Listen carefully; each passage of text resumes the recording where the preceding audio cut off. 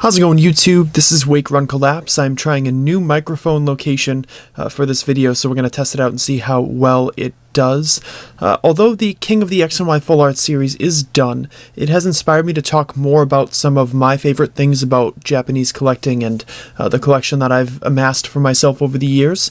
So in today's video, I'm going to talk about my favorite 20 Japanese X and Y series full arts.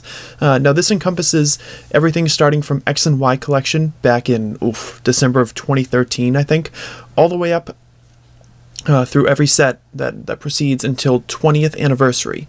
We are not including the Best of X and Y set because I don't really consider that an X and Y set, even though it is 4 X and Y cards. I more or less consider that a Sun and Moon set that functioned as a reprint set. Much like I don't consider World Champions Pack to necessarily be a 3rd generation set, that's more of a 4th generation set that included some cards that could have maybe represented 3rd gen. There is an honorable mention in this video, but before I get to these cards, I want to express my gratitude for everyone's support over the past few weeks as I've attempted daily uploads, and your support through the series for the King of the X and Y Full Arts was awesome as well. So make sure you drop comments in the comment section below. Let me know what you think of some of my selections, maybe where you would substitute in some of your own choices as well. So this honorable mention right here is an Alteria Full Art from Awakening of the Psychic King. I did not quite make the cut because I thought of another card I wanted to include, but it is pretty darn nice, and I think it's criminally underrated, so I wanted to show it off. That lovely color palette. Coming in at number 20 is this Jirachi Full Art Promo. Not an EX, not part of a set, but this is my list so I can bend the rules as much as I please. I was really stoked to get this card at first, and although I don't see it much anymore because it doesn't belong to a particular set, it still wows me with the design. Number 19 is the Whale Party Full Art. I think it's mostly just sentimental value to me. I don't think the artwork is, far ahead of some of the other full arts that didn't necessarily make this list. But the Whale Party reigns supreme. It has sentimental value to me, and it gives me a little pep in my step every time I see this card, so it's cool to see. That is, of course, from Tidal Storm as well.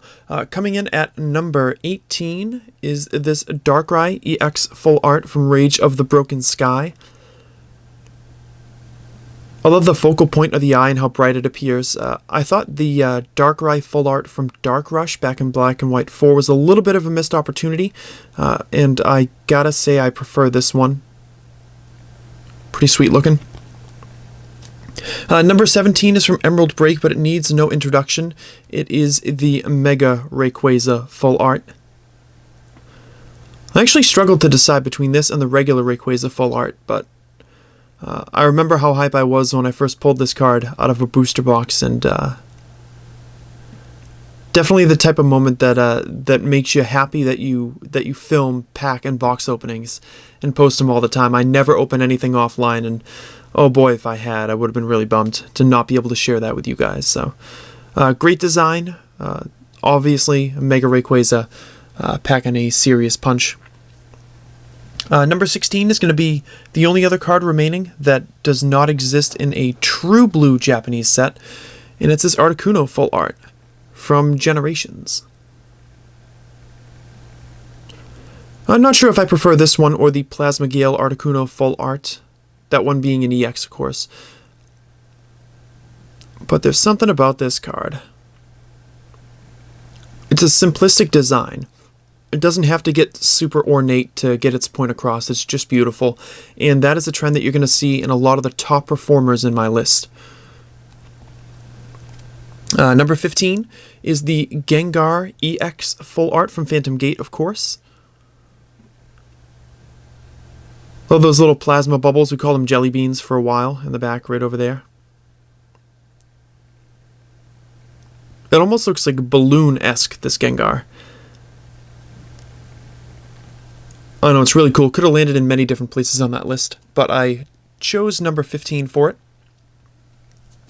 Number 14 is going to be the Lysander's Last Resort Full Art, or Lysander's Trump Card Full Art, whatever you prefer. also a Phantom Gate card.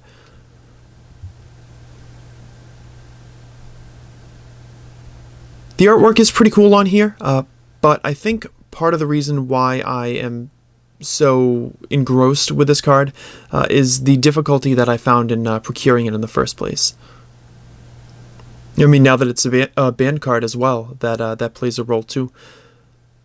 But I love this card, and anytime I can find it for a decent price, I will scoop it up for myself.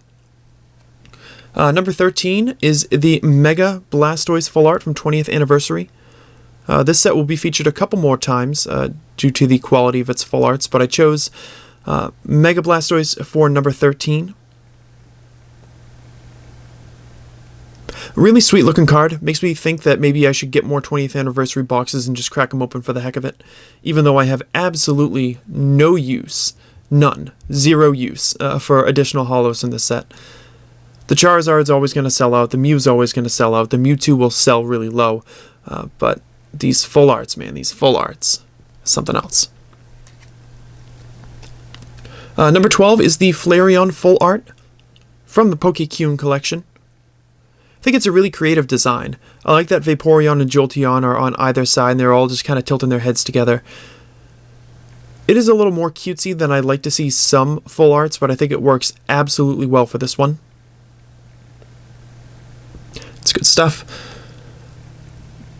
Bubble Boy number 11 is the Mega Mewtwo X version full art from Blue Shock X and Y8. The misspelling of Vanishing Strike notwithstanding, which I never saw corrected. I don't think they ever made an unlimited print run where they fixed it. It's a great looking full art. It's my favorite from anywhere in X and Y8. And it's just super powerful. A lot of the full arts, because it's, it comes from smaller sets, where there's not a lot of special cards necessarily. A lot of those full arts kind of lose their luster over time, but this one has stayed strong for me ever since. Breaking into the top 10, we have the Full Art Hydreigon. This one also from Emerald Break, I believe. Hydreigon is one of my favorite Pokemon. I don't have a hard list for my favorite Mons, but Hydreigon would definitely appear somewhere on the list.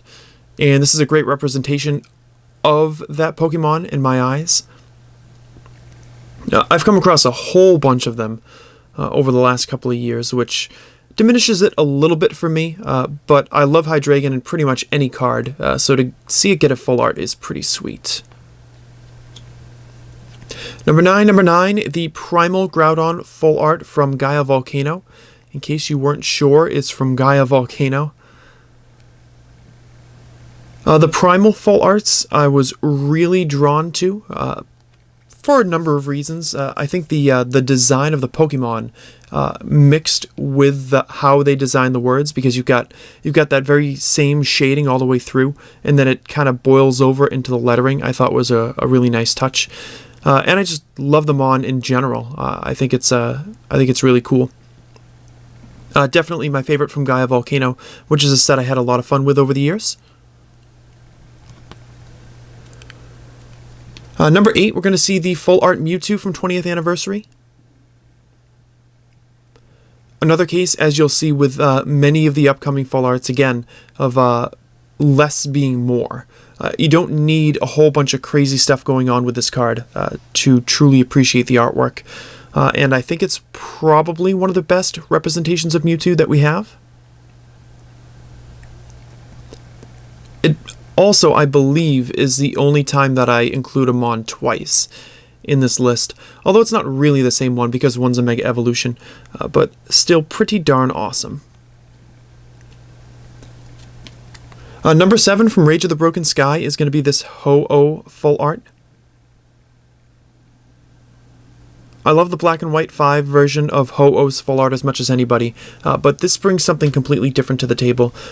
It doesn't have to do anything crazy.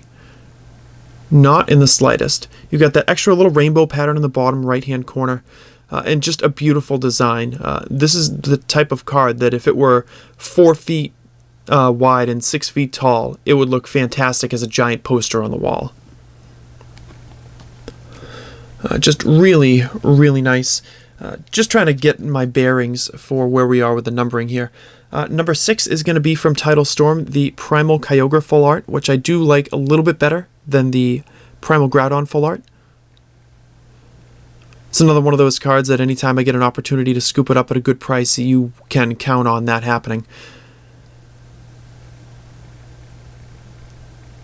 Again, great choicing with the coloring and the lettering. The overall design of the card just looks wonderful. I actually like the extra lettering to fit in the word primal in Japanese up on the top. Just really, really great design.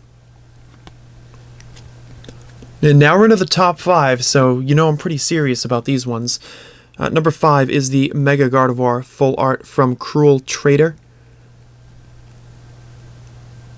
I begrudgingly admitted at first how much I enjoyed this card, but it's just grown on me and gotten better and better. Every time I look at it, it's something new to appreciate about it. But I think the thing that I like the most about it is that it seems like it's lurking in the shadows. It really does, with that dark teal coloring for the I'm assuming that's got to be the shiny form. It really brings out a different type of character for this card. I think Despair Ray emblazoned across the front helps too. Number 4. Wow, we're getting down to it now, guys. From Bandit Ring, the full art Lugia. I do have a Plasma Gale version Lugia coming in hopefully shortly. But this one right here. This one is something else. Again, it follows the same motif that the Ho-Oh followed. You don't need to do anything massive or ornate to make a card that people can truly enjoy and collect. And this is a prime example of that. Lugia is a classic design. And, I mean, how do you go wrong with it? You can't. You really can't. So it appears number 4 on the list. The top 3, number 3 from Wild Blaze is the Full Art Charizard EX. Now, if you're going to talk about a card that's classic, it's this one. It's this one right here. I thought X Collection, Y Collection were slightly underwhelming in terms of overall starts to collecting in the X and Y series. And the debut of this card in particular, made a colossal difference. I mean, you had the Venusaur and the Blastoise, but those sets also featured Skarmory and Emolga. And Xerneas and Yveltal were nice too, but we needed something that was going to be the backbone of the TCG for a little while in terms of collecting, and I really think this one fit the bill. Number 2 from Awakening of the Psychic King is the Full Art Umbreon, which unfortunately I was never able to pull for myself, but holy crap, this design.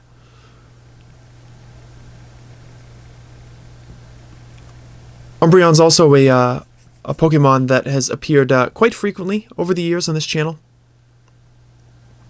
I did have an Umbreon plush that was hanging around and helped me with some openings from time to time. So to not only see it get a full art, but get one that's just so stunning like this, it's a real treat to have in the collection. And last, and the opposite of least, at number 1, my absolute favorite X and Y series full art is again from 20th anniversary, and it's the Full Art Dragonite. Absolutely unbelievable artwork, design, color shading, everything. Everything about this card is perfect to me. It may not be my absolute favorite full art from anywhere ever, but it is my favorite from the X and Y series. It is leaps and bounds ahead of the full art Dragonite that we got in Rising Fist. It's just amazing. It's a bummer that this card is so widely used in Japan because it means that these full arts are so expensive to get. Even the regular EX goes for like $25 on some Japanese sites. But this is an amazing card. It really captures the essence, of a beastly Pokemon like Dragonite so very well. And it's a pleasure to have in the collection, and it really had no other place on this list besides number 1. So guys, thanks very much for watching. If you have any thoughts on the list, if you'd like to share some choices from your own list, if there are certain top 5, 10, 15, 20, 25 videos that you would like to see in my collection in this series going forward, please let me know in the comment section below. It is entirely dependent on how many cards exist within those parameters, you know, the determination of the list. Like for instance, I wouldn't make a top 10 legend cards because that would be like all of them.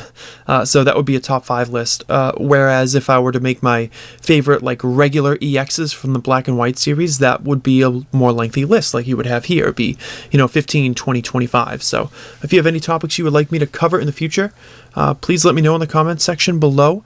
Hit the like button if you enjoyed it. That would be fantastic. And as always, thank you for watching. I'll see you back here tomorrow.